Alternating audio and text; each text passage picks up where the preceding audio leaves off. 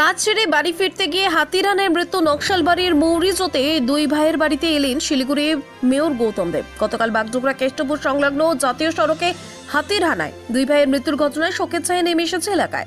এদিন শিলিগুড়ি মহকুমা পরিষদের সভাধিপতি অরুণ ঘোষকে নিয়ে মৃতের পরিবারের সদস্যদের সঙ্গে দেখা করে পাশে থাকার আশ্বাস দেন তিনি।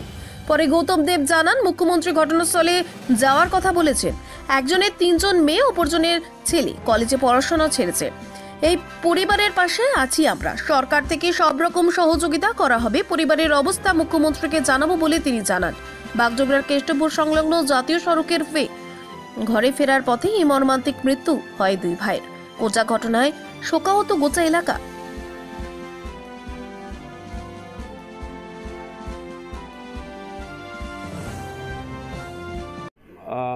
একটু আগেই মাননীয় মুখ্যমন্ত্রীর সাথে আমাদের কথা হয়েছে এবং উনি বললেন যাও ওখানে গিয়ে এদের পাশে দাঁড়াও।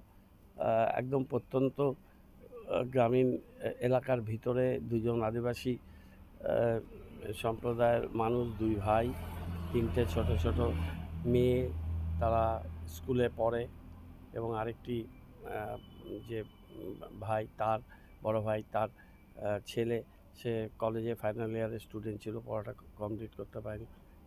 যারা কাজের লোক ছিল তারা দুজনেই নেই। এই একটা অত্যন্ত বেদনাদায়ক মৃত্যু হাতির সামনে পড়ে গেছিল।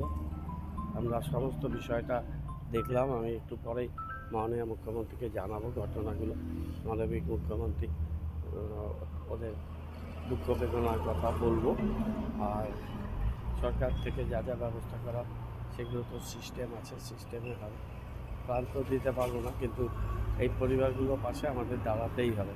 না হলে 3টে মেয়ে নিয়ে মা আর ভাই, একজন যে মারা গেছে তার এক ছেলে এক মেয়ে, দুটো আলাদা পরিবার কিন্তু একই জায়গায় থাকে।